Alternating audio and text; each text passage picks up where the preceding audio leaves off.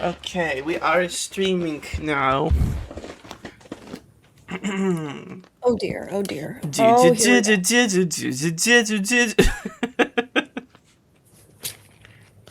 we was playing in the movie I just saw. That's the only reason why I'm singing it. It was about. It was an interesting movie. I will give it credit. It was an interesting movie about when we were like approaching the end of the Cold War and Gorbachev came in and Reagan was, you know, negotiating with him, peace talks and whatever. Whatever. And whatevs. And one of the biggest talks was getting one of the Washington, I think, cellists, like the orchestra guys. His sister wanted to defect from the Soviet Union, and they were not, like, they would... This was a small part of the plot, but he was like, no, I'm sorry. If I let her over, it's gonna look like I'm allowing people to defect and blah blah blah, and like it's too much. Like it's the straw on the camel's back essentially, and eventually he relinquished. And the end of the movie ended on Bach because that orchestra cellist person played Bach at the demolition of the Western Germany Wall, the famous wall, the Berlin Wall. Sorry, I probably should have just called it the Berlin Wall. Well. And yeah, and then he went He said, Mr. Gorbachev. Sorry, alright, that's it. Let's continue Annihilation. Alright, no recap, we're just gonna dive right in. Just diving in.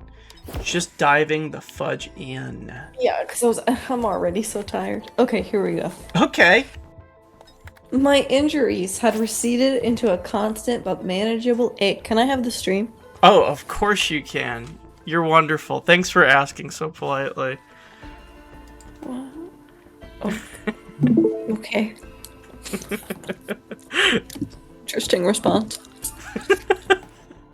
Thanks for using your kind words. I always... I know, you do. It's just, you know, positive encouragement. I'm always kind of, as long as you're not trying to make me, noodle. We're making smart choices.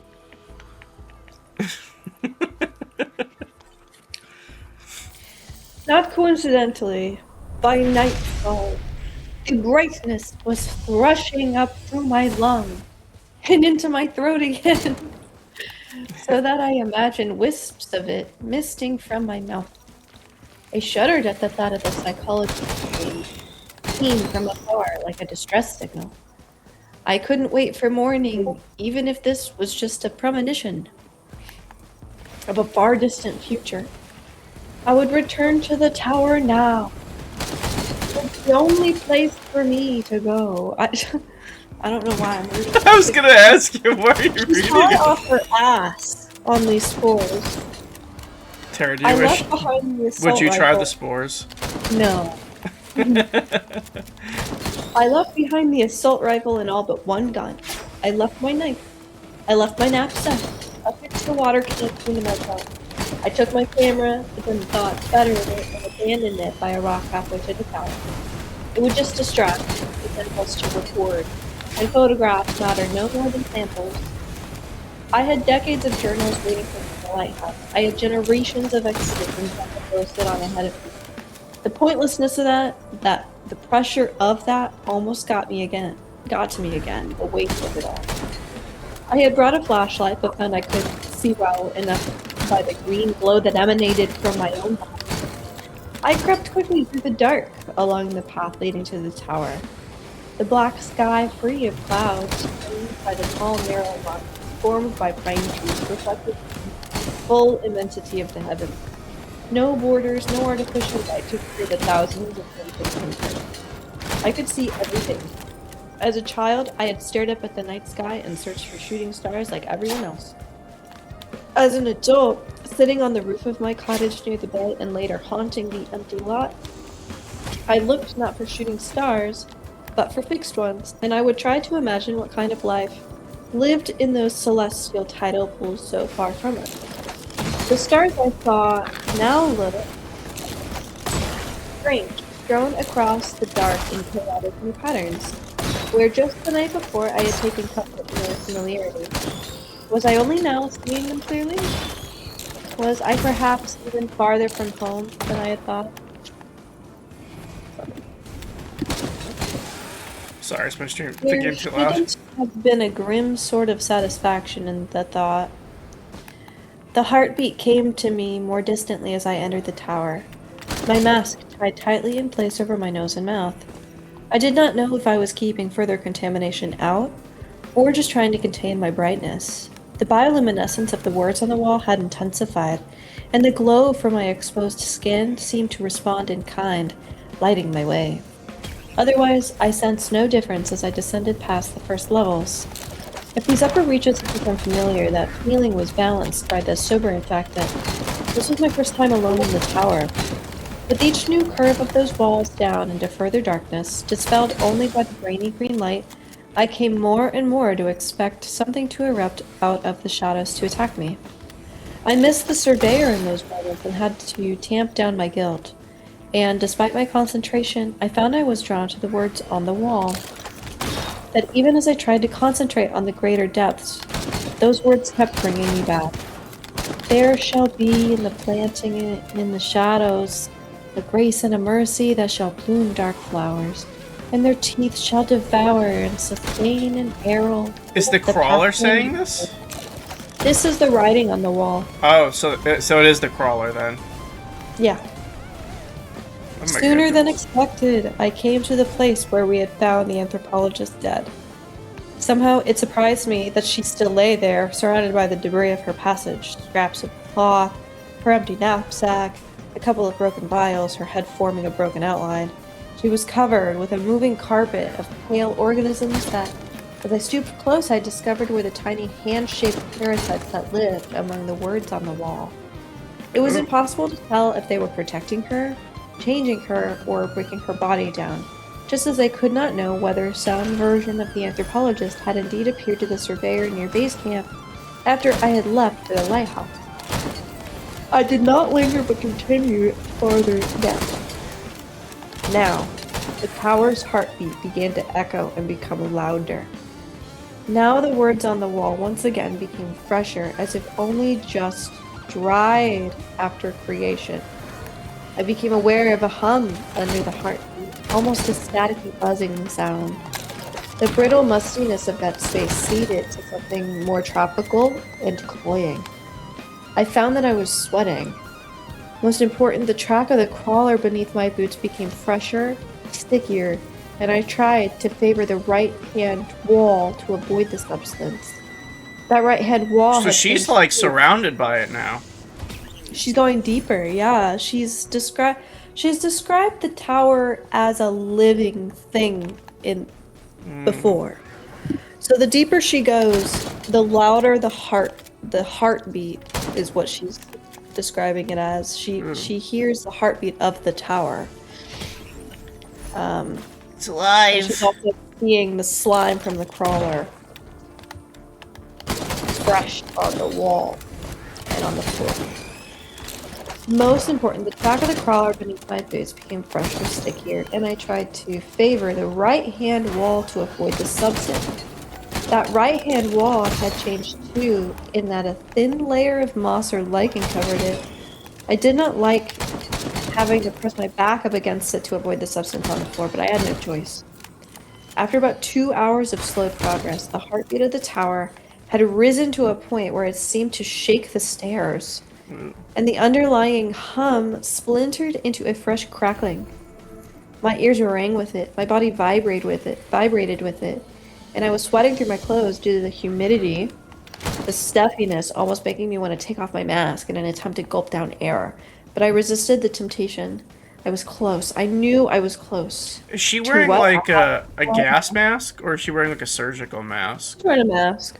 She's just wearing something to like... It's not a gas... I don't know if it's a gas mask, actually. What did she take? She took with her one gun,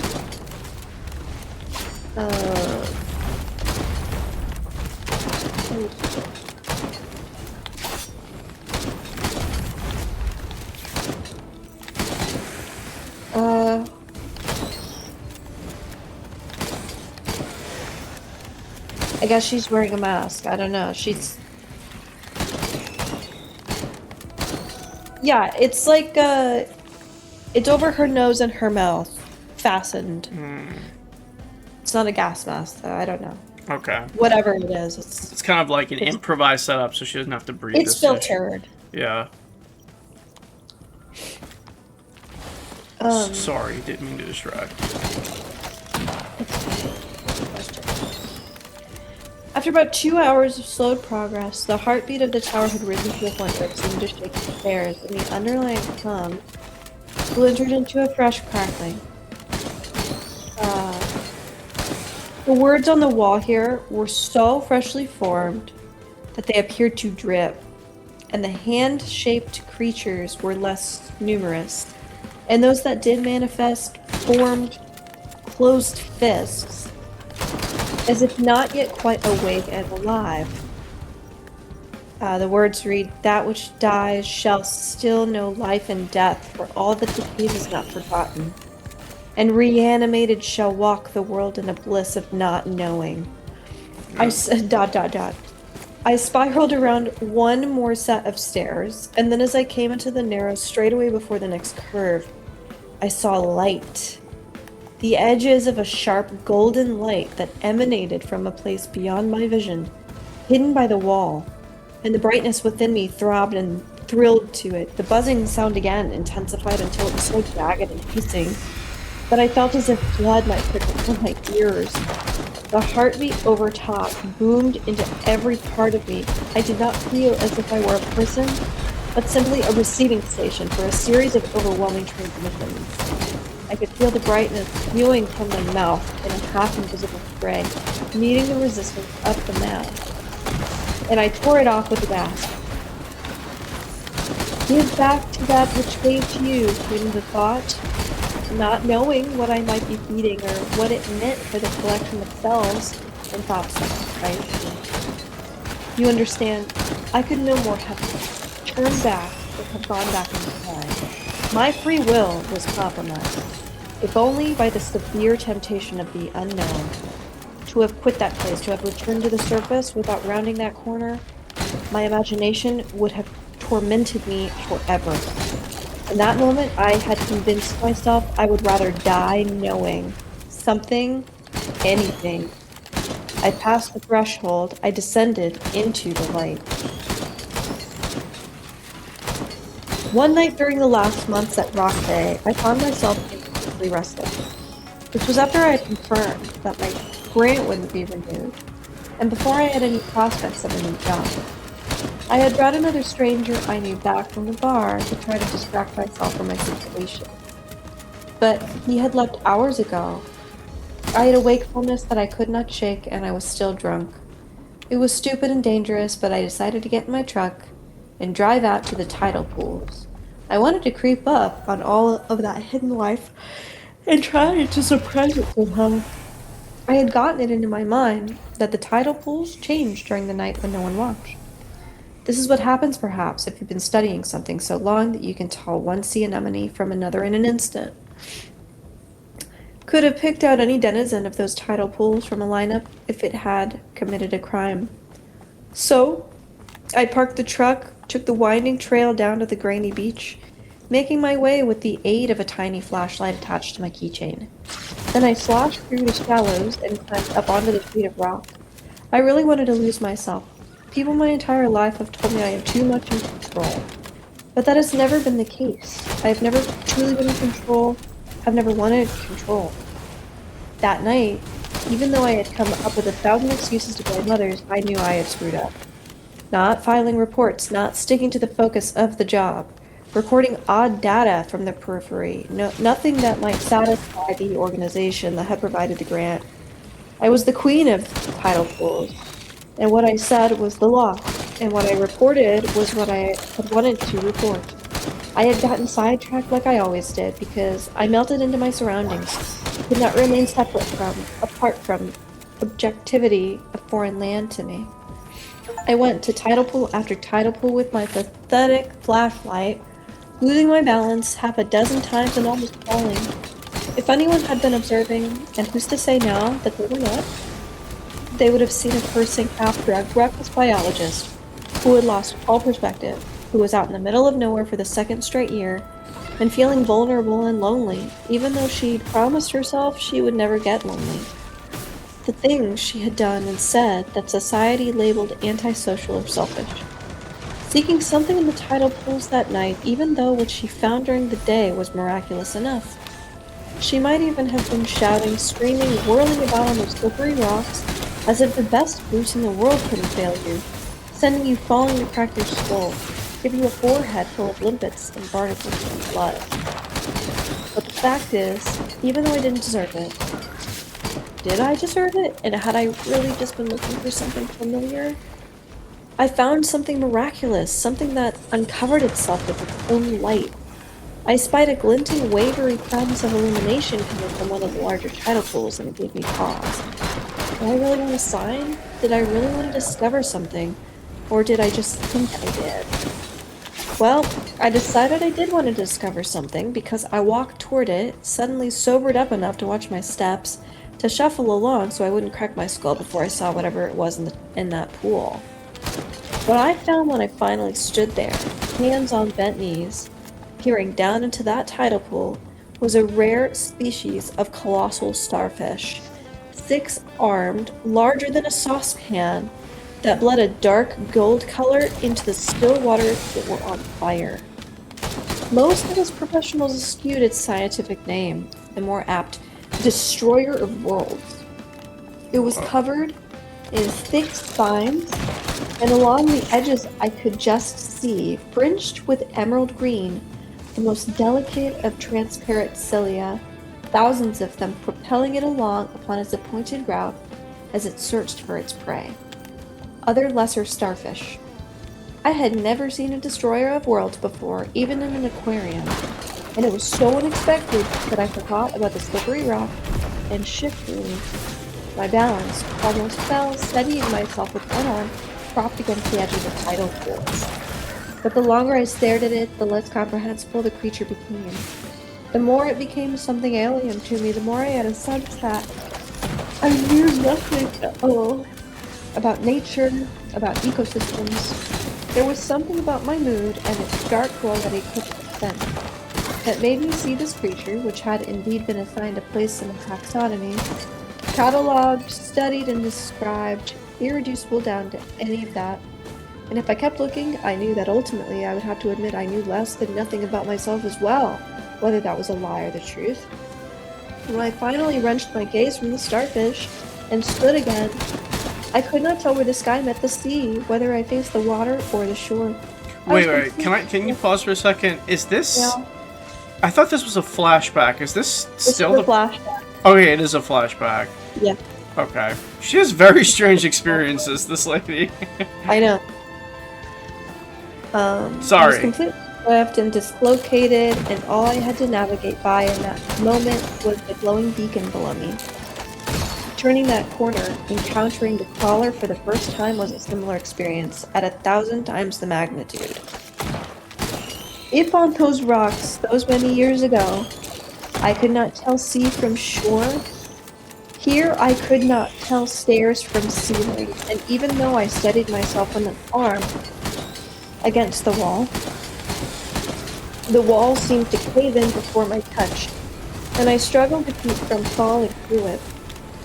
There in the depths of the tower, I could not begin to understand what I was looking at, and even now I have to work hard to pull it together from fragments. It is difficult to tell what blanks my mind might be filling in, just to remove the weight of so many unknowns. Did I say I had seen golden light?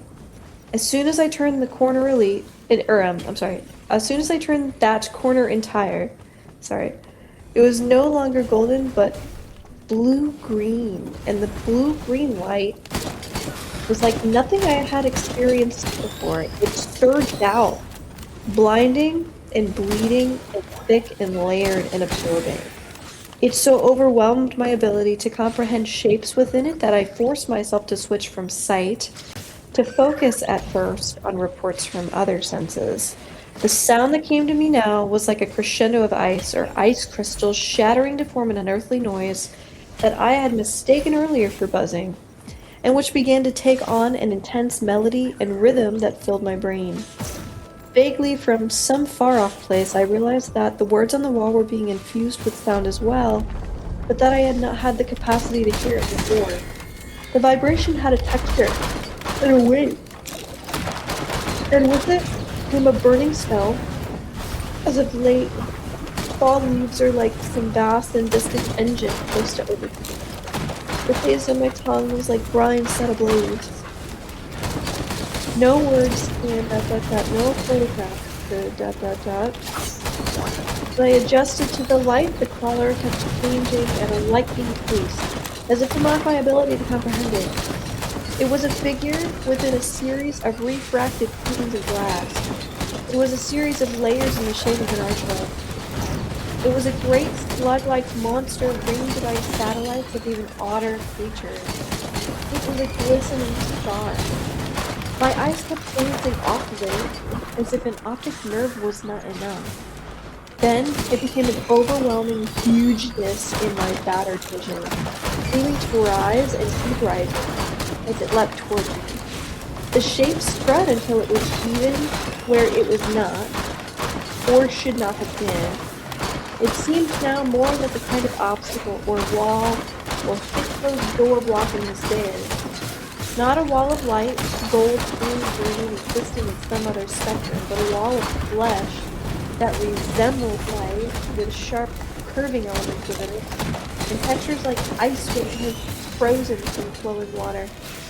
An impression of living things lazily floating in the air around it like soft tadpoles, but at the limits of my vision, so I could not tell if this was akin to those floating dark modes that are tricks of the eye that do not exist.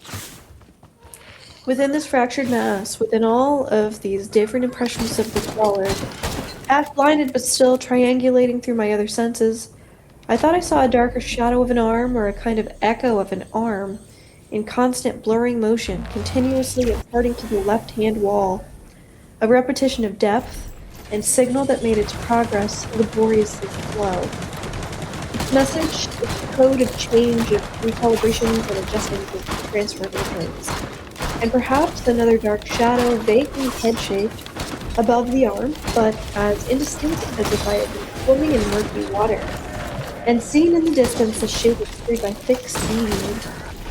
I tried to pull back now to creep back up the steps, but I couldn't. Whether because the crawler had trapped me or my brain had betrayed me. I could not move.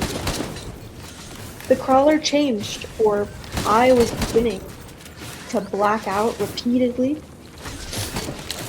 and come back to consciousness. It would appear as if nothing was there, nothing at all, as if the words wrote themselves, and then the crawler would tremble into being, and then wink out again, and all that remained constant was a suggestion of an arm, and the impression of the words being written. What can you do when your five senses are not enough? Because I still couldn't truly see it here, any more than I had seen it under the microscope. And that's what scared me the most. Why couldn't I see it? In my mind, I stood over the starfish at Rockaway, and the starfish grew, and grew until it was not just the tidal pool but the world, and I was teetering on its rough luminous surface, staring up at the night sky again, while the light of it flowed up and through me. Against the awful pressure of that light, with the entire weight of Area X was concentrated here, I changed tactics, tried to focus just on the creation of the words on the wall, the impression of a head or a helmet, or what? Somewhere above the arm.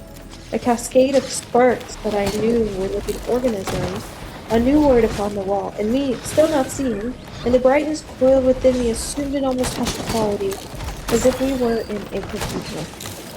The enormity of this experience, combined with the heartbeat and thunder of sound from its ceaseless writing, to fill me up until I had no room left. This moment, which I might have been waiting for my entire life all unknowing, this moment of an encounter with the most beautiful and most terrible thing I might ever experience, was beyond me.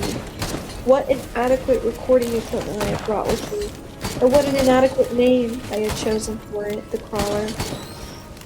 Time elongated, was nothing but fuel for the words this thing had created on the wall for who knew how many years, for who knew what purpose. I don't know how long I stood at the threshold, watching the crawler frozen. I might have watched it forever, and never noticed the awful passage of 3 years. But then what? What occurs after revelation and paralysis? Either death or a slow, uncertain time, or returning to the physical world.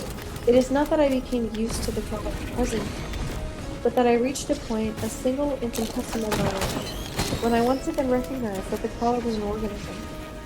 A complex, unique, intricate, awe-inspiring, dangerous organism. It might be inexplicable. It might be beyond the limits of my senses to capture, or my science, or my intellect. But I still believed I was in the presence of some kind of living creature, one that practiced mimicry using my own thoughts. For even then, I believed that it might be pulling different impressions of myself in my mind and projecting them back at me as a form of Whoa. camouflage. Huh? That's what the crawler's been doing this whole time? That's crazy. Maybe. Oh, she's just assuming this? Yeah, she's just she's guessing, like usual. She's saying, I believe that it might be pulling these different impressions of itself from my mind and projecting them back at me as a form of camouflage, to thwart the biologist in me, to frustrate the logic left in me. With an effort I could feel in the groan of my limbs, the dislocation of my bones, I managed to turn my back on the crawler. Just that simple, wrenching act was such a relief as I hugged the far wall in all its cool roughness. I closed my eyes. Why did I need vision when all it did was keep it drained? I started to crab walk my way back, still feeling the light upon my back. Feeling the music from the words, the gun I had forgotten all about digging into my head. The very idea of gun now seemed as pathetic and useless as the word scramble. Broken fight aiming at something, what compare? I had only made it a step or two when I felt the rising sense of heat and weight and started looking, lapping wetness as if the thick light was transforming into the pink sun. I had thought perhaps I was about to escape, but it wasn't true. It was just one more step away as I began to choke. I realized that the light had become a tree. Somehow, even though I was not truly underwater, I was drowning. The franticness that rose within me was the awful, formless panic of a child who had fallen into a fountain and known, for the first time as her lungs filled with water, that she could die. There was no end to it, no way to get past it. I was awash in a brothy, greasy ocean alight with sparks, and I just kept on drowning and struggling against the drowning, until some part of me realized I would keep drowning forever. I imagined tumbling from the rocks, falling battered by the surf, washing up thousands of miles from where I was, unrecognizable in some other form, but still retaining the awful memories of it. Then I felt the impression from behind me of hundreds of eyes beginning to turn in my direction, staring at me. I was okay in a swimming pool, being observed by a monster little girl. I was a mouse in an empty lot being tracked by a fox. I was the prey. The starfish had reached up and pulled down into the tidal pool. In some watertight compartment, the brightness told me I had to expect that I would not survive that moment. I wanted to live, I really did. But I couldn't any longer. I couldn't even breathe any longer, so I opened my mouth and welcomed the water, welcomed the torrent. Except it wasn't really water. And the eyes upon me were not eyes, and I was pinned there now by the crawler. I'd let it in, I realized, so that its full regard was upon me when I could not move, could not think, was helpless and alone. A raging waterfall crashed down on my mind, but the water was comprised of fingers, 100 fingers, probing and pressing down into the skin of my neck, and then punching up through the bone of the back of my throat into my brain. And then the pressure eased, even though the impression of unlimited force did not let up, and for a time still drowning, an icy cloud came over me. And through the cloud bled a kind of monumental blue-green light.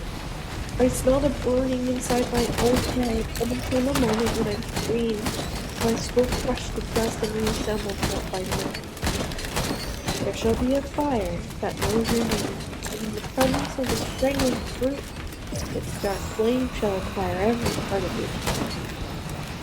It was the most agony I have ever been in, as if a metal rod had been repeatedly thrust into me, and then the pain distributed like a second skin inside the contours of my outline. Everything became tinged with the red. I blacked out. I came to. I blacked out. I came to. Blacked out.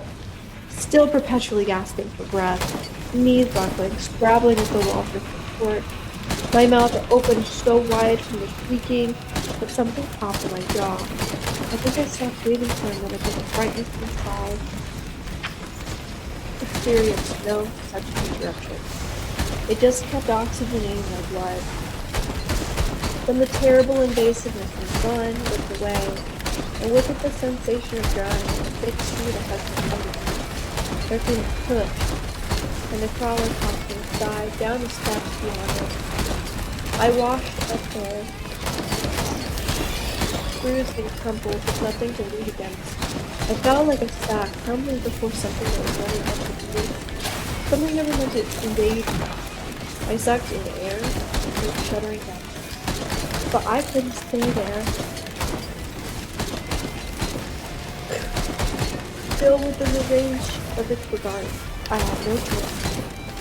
Throat raw, my insides were eviscerated. I flung myself down into the greater dark below the collar, and I had to keep it first, taken over by a blind, panicked impulse to get out of the fire. Only when the light behind me had faded, only when I hesitated did I drop to the floor again. I lay there for a long time. Apparently I was recognizable to the collar, and apparently I was words quickly understood, unlike the anthropologist.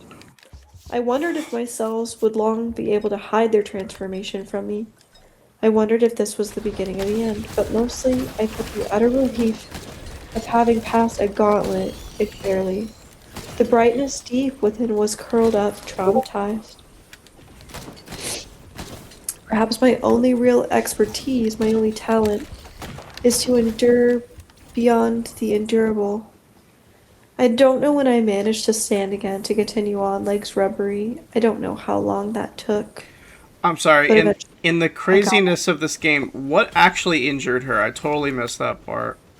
What? What do you mean injured? Like she sounds like she's in serious pain, but why?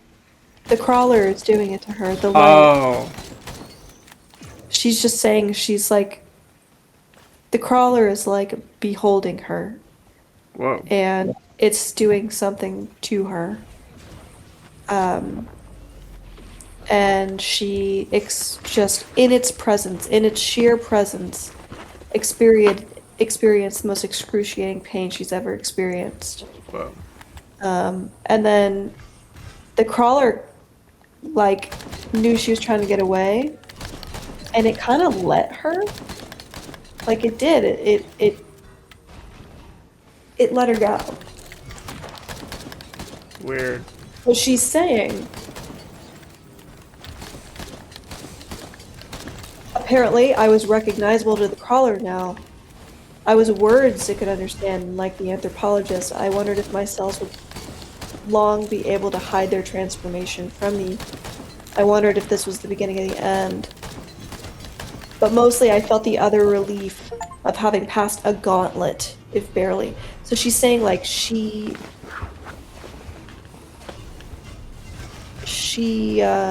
because she was able to withstand the pain, survived the pain, she feels like she like passed the test. The brightness deep within was curled up and traumatized. So whatever, yeah, I mean, she's just went through something almost inexplicable, but she did her best. Interesting. Soon the spiral stairs straightened out, and with the straightening, the stifling humidity abruptly lessened, and the tiny creatures that lived on the wall were no longer to be seen. And the sounds from the crawler above took on a more muffled texture.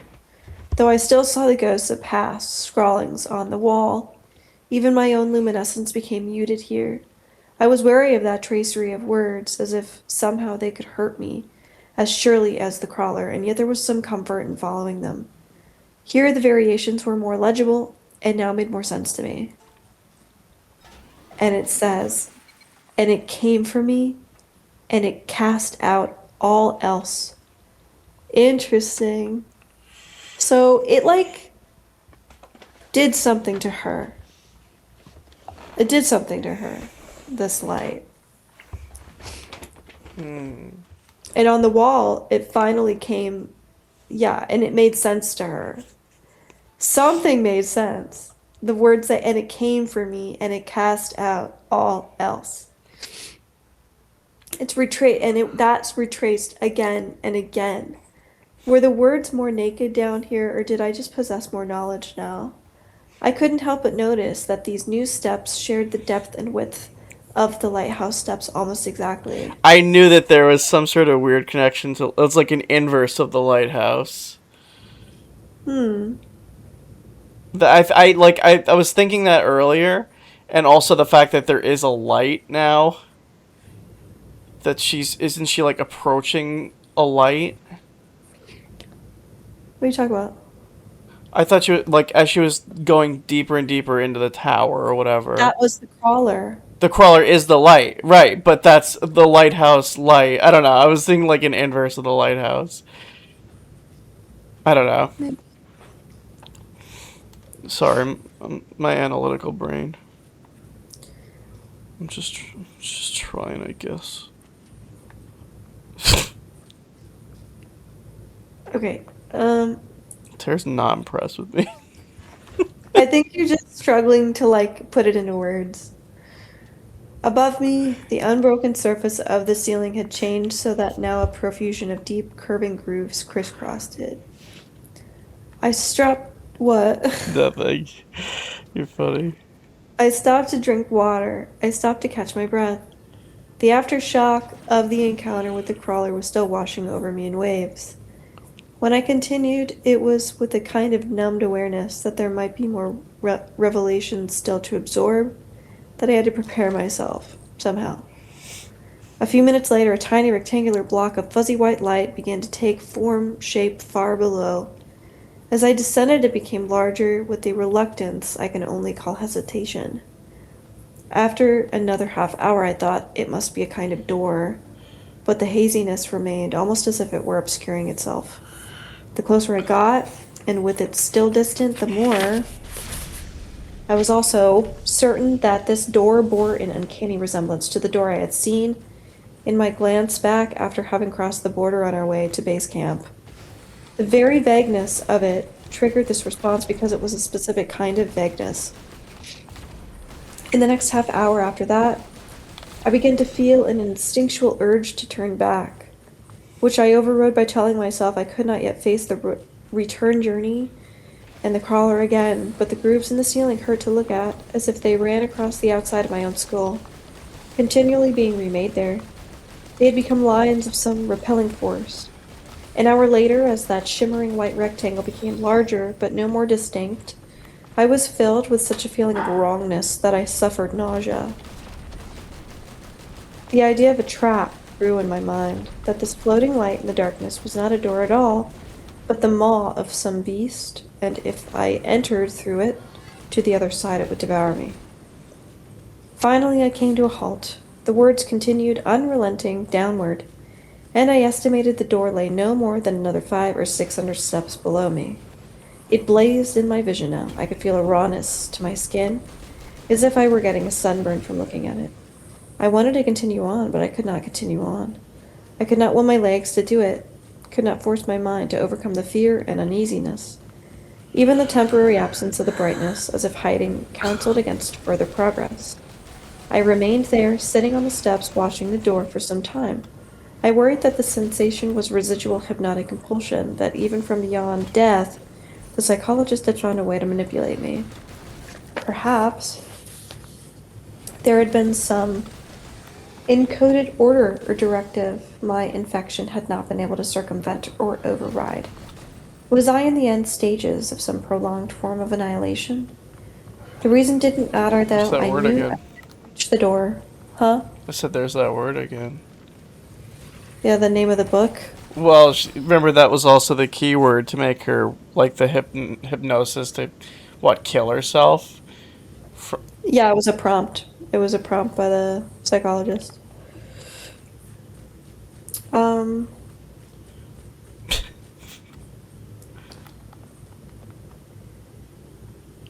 the reason didn't matter, though. I knew I would never reach the door. I would become so sick, I wouldn't be able to move, and I would never make it back to the surface, eyes cut and blinded by the grooves in the ceiling. I would be stuck on the steps, just like the anthropologist, and almost as much of a failure as she and the psychologist had been at recognizing the impossible.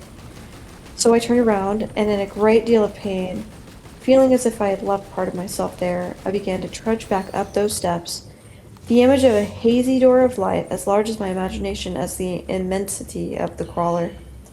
I remember the sensation in that moment of turning away, that something was now peering out at me from the door below. But when I glanced over my shoulder, only the familiar hazy white brilliance greeted me. I wish I could say that the rest of the journey was a blur, as if I were indeed the flame the psychologist had seen, and I was staring out through my own burning. I wish that what came next was sunlight and the surface. But although I had earned the right for it to be over, it was not over. I remember every painful, scary step back up, every moment of it. I remember halting before I turned the corner, where again lay the crawler, still busy and incomprehensible in its task. Unsure if I could endure the excavation of my mind once more. Unsure if I would go mad from the sensation of drowning this time. No matter how much reason told me it was an illusion. But also knowing that the weaker I became, the more my mind would betray me. Soon it would be easy to retreat into the shadows, to become some shell haunting the lower steps. I might never have more strength or resolve to summon that than in that moment. I let go of Rock Bay, of the starfish in its pool. I thought instead about my husband's journal. I thought about my husband in a boat somewhere to the north. I thought about how everything lay above and nothing now below. So I hugged the wall again.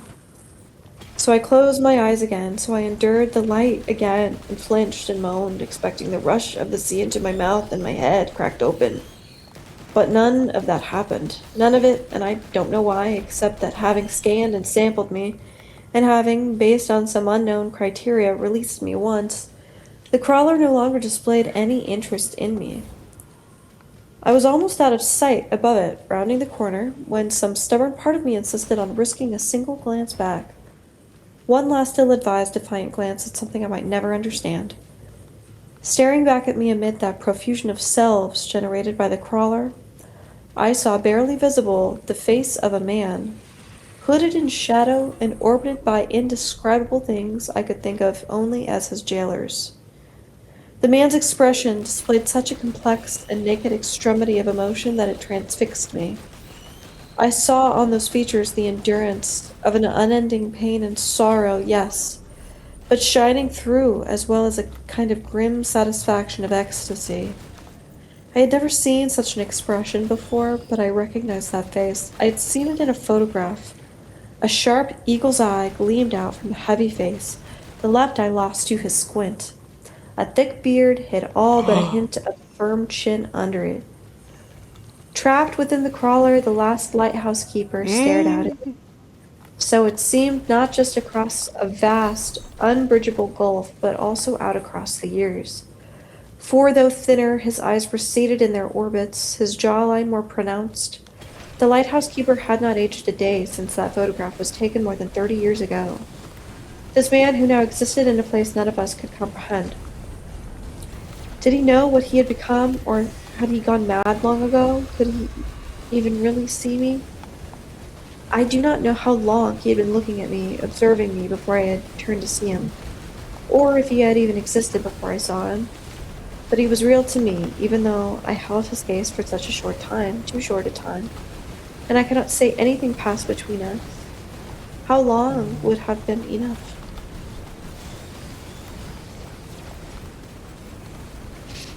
There was nothing I could do for him, and I had no room left in me for anything but my own survival. There might be far worse things than drowning. I could not tell what he had lost, or what he might have gained over the past 30 years, but I envied him that journey not at all. I never dreamed before Area X, or at least I never remembered my dreams. My husband found this strange and told me once that maybe this meant I lived in a continuous dream from which I had never woken up. Perhaps he meant it as a joke, perhaps not. He had, after all, been haunted by a nightmare for years. Had been shaped by it until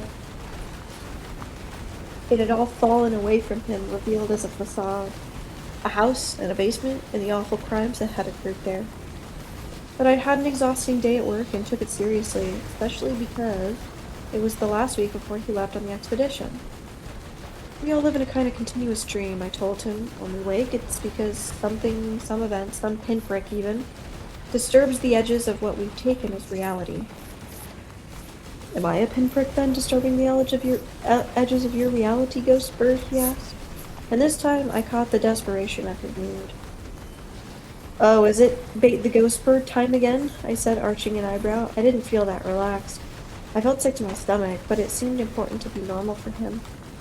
When he later came back and saw what normal could be, I wished I'd been abnormal, that I'd shouted, that I'd done anything but be banal. Perhaps I'm a figment of your reality, he said. Perhaps I don't exist except to do your bidding. Then you're feeling spectacularly, I said, as I made my way into the kitchen for a glass of water. He was already on a second glass of wine.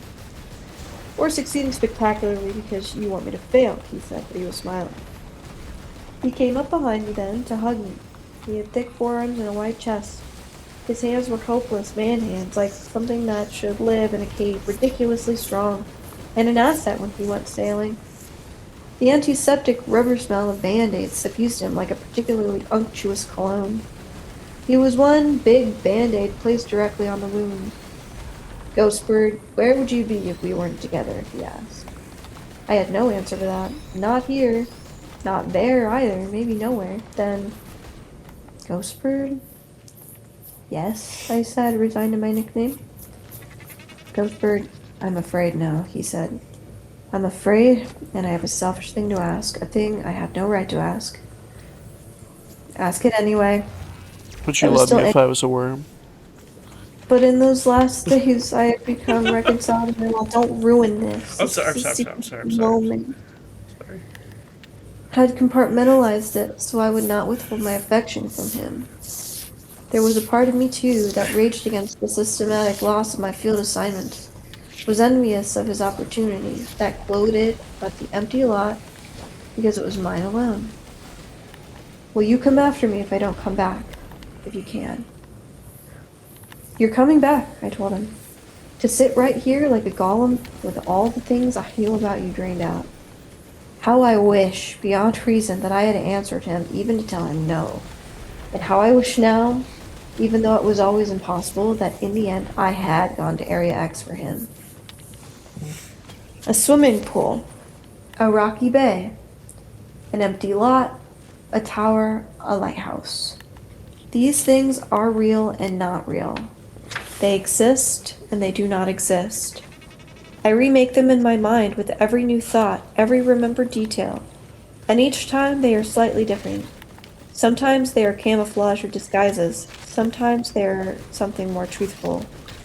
When I finally reached the surface, I lay on my back atop the tower, too exhausted to move, smiling for the simple, unexpected pleasure of the heat on my eyelids from the morning sun. I was continually reimagining the world even then, the lighthouse keeper colonizing my thoughts. I kept pulling out the photograph from my pocket, staring at his face, as if he held some further answer I could not yet grasp. I needed to know that I had indeed seen him, not some apparition conjured up by the crawler, and I clutched at anything that would help me believe that. What convinced me the most wasn't the photograph, it was the sample the anthropologist had taken from the edge of the crawler, the sample that had proven to be human brain tissue. So, with that as my anchor, I began to form a narrative, as best I could. Even as I stood and once again made my way back to the base camp, it was difficult because I knew nothing at all about the lighthouse keeper's life. I had none of those indicators that might have allowed me to imagine him. I had just a photograph, and the terrible glimpse of him inside the tower. All I could think was that this was a man who had had a normal life once. Perhaps, but not one of those familiar rituals that defined normal had had any permanence or helped him. He had been caught up in a storm that hadn't yet abated. Perhaps he had even seen it coming from the top of the lighthouse, the event arriving like a kind of wave. And what had manifested? What do I believe manifested? Think of it as a thorn, perhaps, a long, thick thorn, so large it is buried deep in the side of the world, injecting itself into the world. Emanating from this giant thorn is an endless, perhaps automatic need to assimilate and to mimic. Assimilator and assimilated interact through the catalyst of a script of words, which powers the engine of transformation. Perhaps it is a creature living in perfect symbiosis with a host of other creatures. Perhaps it is merely a machine. But in either instance, if it has intelligence, that intelligence is far different from our own.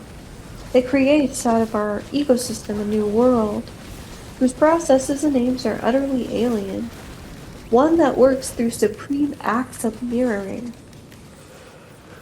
And by remaining hidden in so many other ways, all without surrendering the foundations of its otherness as it becomes what it encounters. I do not know how this thorn got here or from how far away it came, but imagine the expeditions, 12 or 50 or 100, it doesn't matter, that keep coming into contact with that entity or entities, that keep becoming fodder and becoming remade. These expeditions that come here at a hidden entry point along a mysterious border, an entry point that, perhaps, is mirrored within the deepest depths of the tower. Imagine these expeditions and then recognize that they all still exist in Area X, in some form. Even the ones that came back, especially the ones that came back, layered over one another, communicating in whatever way is left to them. Imagine that this communication sometimes lends a sense of the uncanny to the landscape because of the narcissism of our human gaze. But that it is just part, of the natural world here. I may never know what triggered the creation of the doppelgangers, but it may not matter. Imagine too that while the tower makes and remakes the world inside the border, it also slowly sends its emissaries across that border in even greater numbers, so that in tangled gardens and fallow fields, its envoys begin their work. How does it travel, and how Purple. far? What strange matter makes what? I said burple. Stop. You burped. Okay, you don't have to point it out. Sorry. What strange matter mixes and mingles. In some future moment, perhaps the infiltration will reach even a certain remote sheet of coastal rock, quietly germinate in those tidal pools I know so well. Unless, of course, I am wrong that Area X is rousing itself from slumber, changing, becoming different than it was before. The terrible thing, the thought I cannot dislodge after all I have seen, is that I can no longer say with conviction that this is a bad thing. Not when looking at the pristine nature of Area X and then the world beyond, which we have altered so much. Before she died, the psychologist said I had changed, and I think she meant I had changed sides. It isn't true. I don't even know if there are sides or what that might mean, but it could be true. I see now that I could be persuaded. A religious or superstitious person, someone who believed in angels or in demons, might see it differently. Almost anyone else might see it differently, but I am not those people. I am just the biologist. I don't require any of this to have a deeper meaning. I am aware that all of this speculation is incomplete, inexact, inaccurate, useless. If I don't have real answers, it is because we still don't know what question to ask. Our instruments are useless, our methodology broken, our motivations selfish. There is nothing much left to tell you, though I haven't quite told it right, but I am done trying anyway. After I left the tower, I returned to base camp briefly, and then I came here to the top of the lighthouse. I have spent 4 long days perfecting this account you are reading. For all its faults, and it's supplemented by a second journal that records all of my findings from the various samples taken by myself and other members of the expedition. I've even written a note for my parents. I've bound these materials together with my husband's journal and will leave them here atop the pile beneath the trapdoor. The table and the rug have been moved so that anyone can find what once was hidden. I also have replaced the lighthouse keeper's photograph in its frame and put it back on the wall of the landing. Weird. I have added a second circle around his face because I could not help myself. If the hints in the journal are accurate, then when the crawler reaches the end of its latest cycle within the tower, Area X will enter a convulsive season of barricades and blood, a kind of cataclysmic molting. If you want to think of it that way, perhaps even sparked by the spread of activated spores erupting from the words written by the crawler. The past 2 nights I have seen a growing cone of energy rising above the tower and spilling out into the surrounding wilderness. Although nothing has yet come out of the sea, from the ruined village, figures have emerged and headed for the tower. From base camp, no sign of life. From the beach below, there is not even a boot left of the psychologist, as if she's melted into the sand.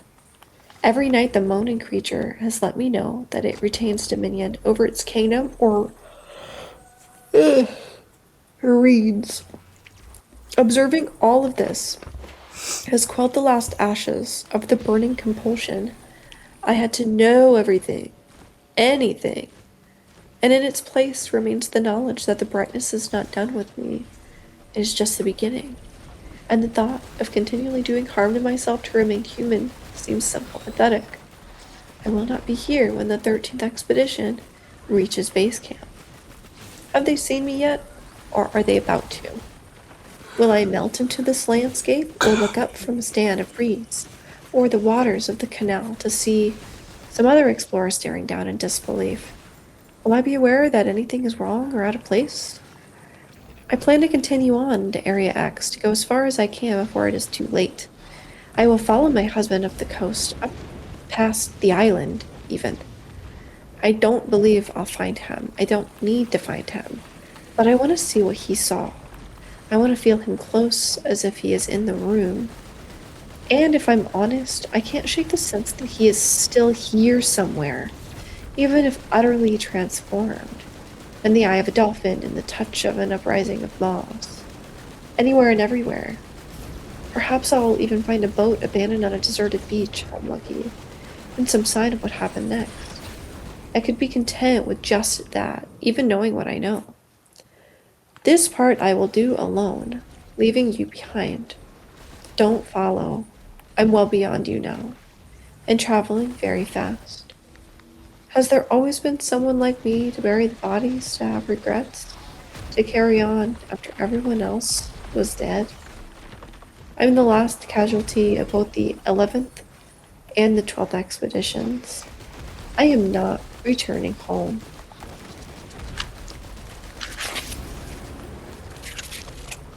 The end. Whoa. That ended very different. Well, I don't want to say very different. Well, actually, yes. It did end very different from the movie. Interesting. Yeah, it's a series. There's like 3 more books after this. Do you think they're all different expeditions? I think it's a continuation of Of her story? her story, yeah. Oh.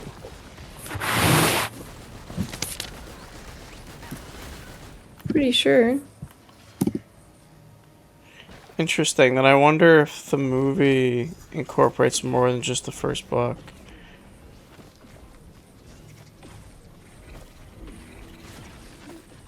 Certainly something to look up. Sorry, say that again? I'm saying I wonder if the movie covers more than just the first book. I feel like it wouldn't. Well, I'm saying like it ends so differently. I see what you're saying. Yeah.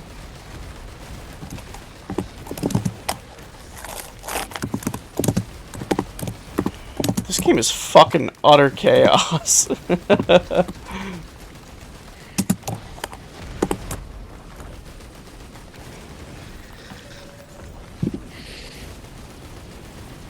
Okay, so it says the 2018 film is loosely based only on Annihilation, the first novel in Jeff Vandermeer's Southern Reach trilogy. The other two books in the series are titled Authority and Acceptance.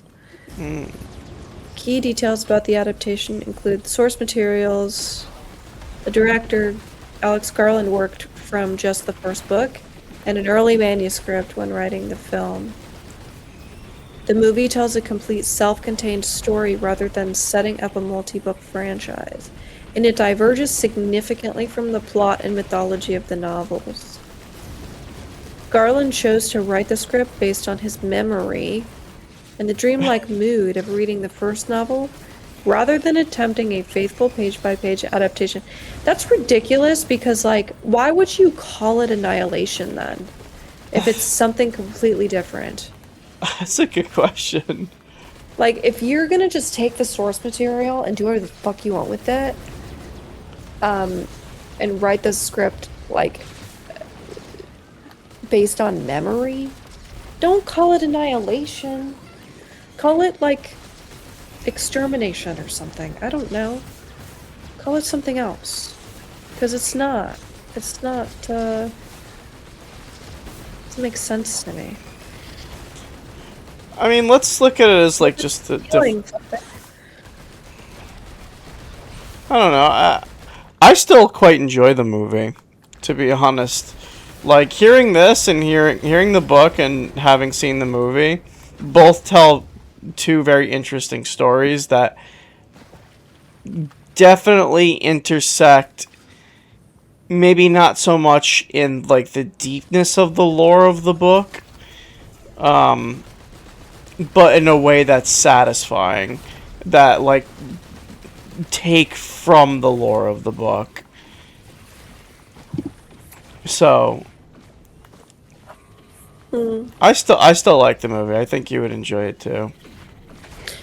I think I would as well.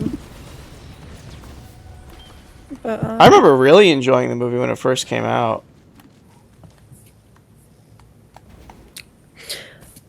I'm so tired. I like keep forgetting what I was doing. I have to log out my Goodreads. Log. Silly sauce.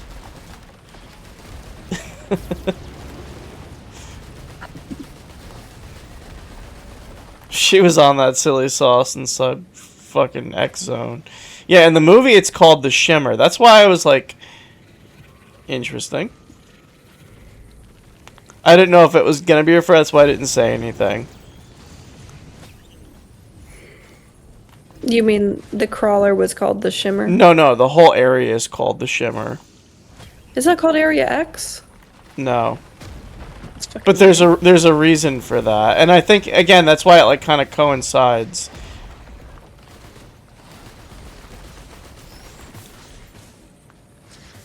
Okay. Yeah. Okay.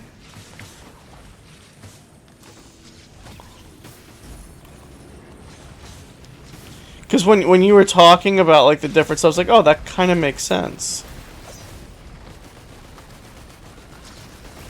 I think they're like complementary of each other. Yeah, I guess I can't really. It is what it is, because, if you like stick too close to the source material too, sometimes it can get a little bit, um, I don't know. What am I trying to say? There was somebody that redid. Oh my God. I was watching the How to Train Your Dragon live action. Yeah. Um, they did stuff like shot for shot, like word for word, like stuff like that. And I was just like, I don't like this. I wish that they diverged a little bit because it feels too same. It like literally shot for shot. And at that point, it's like I would rather be watching the cartoon. Version. I'd rather be watching the animated version. Like do something different. Yeah. So, I totally agree. I don't understand why movies do certain things like that. There's a very famous example where, for some fucking reason, they did a. Like, I think it was like the 90s? They did a shot for shot, straight up, shot for shot remake of Psycho, starring Vince Vaughn. I heard about this. And Yeah, I heard about that. it is straight up bizarre. You really just watch it and wonder, why did they do this? It's so weird. It Yeah. almost seems like a student project than a movie, but like not in that it's like low quality. It's just that it's just like this is so strange. It's just like why go through the effort of doing that? And it's like that in ways there's no reason for you to be doing this if the original exists. What? Because it's in black and white. It diminishes the art almost. It's just so I don't understand it. It's almost senseless. Um, It's a hard line to walk when you're adapting something because you're like, how? Uh, I don't know. well, here's another great example. In the '80s, there's a movie called The Thing. Great film, really genuinely good film.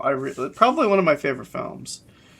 Um, and I think 2011 or 2008, like not incredibly long ago, but probably definitely over 10 years ago. Um, they remade it, and well, I want to say remade. They remade it, but it's revealed that it's actually the prequel to The Thing, which was interesting. But it's almost like, why would you do that? I don't like it. Not it's not shot for shot. It's like almost somewhat of a retelling of the original story, but then you kind of find out that it's a prequel to the original. But it's almost like, oh, I kind of just wish you told your own story. Like, why do the same thing over again to reveal that it's a prequel? I don't know. Like, I respect it and I don't. Annihilation's not like that. I think, like I said, I think they're more complementary of each other than not like than totally derivative. If you get what I'm saying. Hmm. Well, I was glad to hear you read all that. Yeah, no, I can turn this book back in, and I have to borrow Sasha's copy because I think the second book I would have to like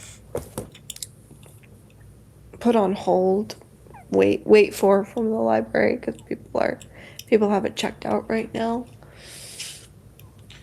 So, but she has a copy of the second one, so we could read the second one if you're interested.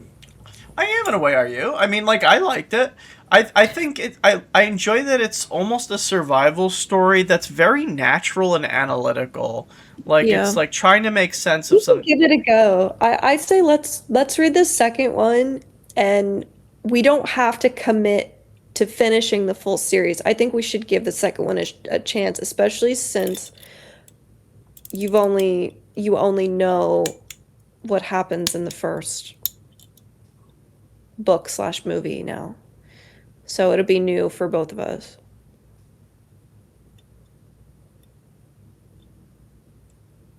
Okay. Plus, they're not very long books. Right. I would love to That's why watch. I'm willing to do it. I would not sit here and be like, I'm reading 400 pages out loud. No way. No. No, I think you did just the right amount. I would love to watch the movie with you. Because I've always wanted to revisit it. I think I've watched it twice. And I don't normally do that if I don't like the movie. So, and I might have actually given it a Reddit. I feel like I've seen clips of it. I've definitely seen clips, but Let me see if is there a scene at the end of the movie where Natalie Portman? Don't try to remember it. What? Tell me. I will not confirm or deny. How's that? There's like a robot at the end of the movie. Or like a humanoid thing. And that's like mimicking like her every move. Crushes her against a wall and she somehow like tricks it. Or is that from another movie? Yes and no. You're remembering something kind of close, but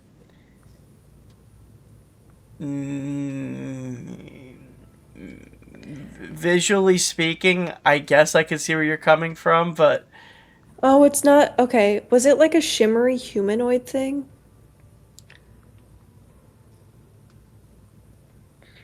There's a scene where she's like, this thing is literally mirroring her every single move.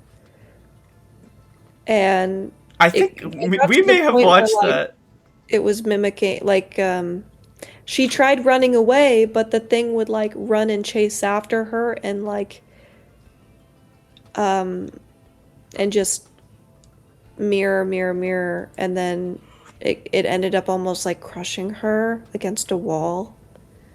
And she had to, like, relax in order for it to relax, and then it let go. Kind of. And then she like walked up to it. There was like a bomb in the room or something like that. And she made it, she like figured out a way to like set her intention in her mind so that the mimic or whatever would that's so crazy that I'm talking about this, and there's this happening right here. Oh, that's funny. It's fucking weird. Is this Link's Awakening? It's fucking like, it's very synchronistic. Is that Link's Awakening on screen? Yeah, it is. I love Link's Awakening. I'm watching Annihilation right now. You want to see? I will say that you're pretty close. I would say that like I've seen that scene then. You have seen that scene. I would say it requires a bit more context than kind of how you're describing it. And I don't know if, and this is purely based on memory alone, I don't know if that's exactly what happens. I don't remember if that's her intention, that she's gonna like stand there with the bomb in her hand, but her body moves, but the mimic stays put, and she somehow figures out how to trick it into staying put. And she escapes.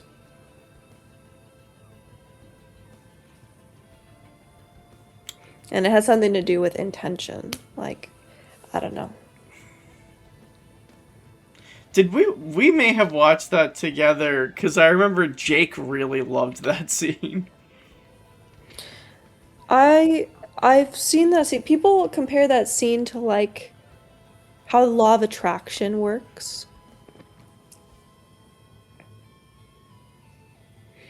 Interesting.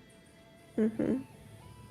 Jake likes the scene because there's a scene where it bends down and it sounds like it farts. Oh, okay. Well, that's different than Yeah. why I like it. I like it because it feels like it's slightly out of the blue. I don't know. I don't want to say that. Actually I don't want to say anything else about it. I think it deserves viewing to kind of understand it in context. Um, yeah. Okay. I like how the area X zone Project X looks in the movie. I think they did a good recreation of that. I think they did a good recreation of the crawler. I think the interpretation of the crawler in the movie is interesting. I think the way that it describes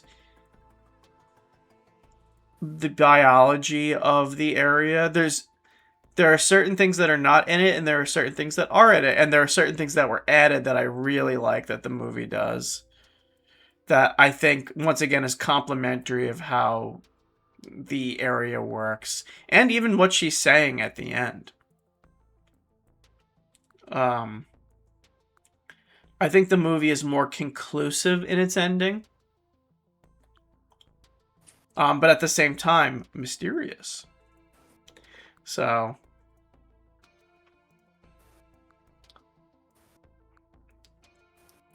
I'm getting so sleepy. yeah, I could tell. Well, honestly, it is midnight.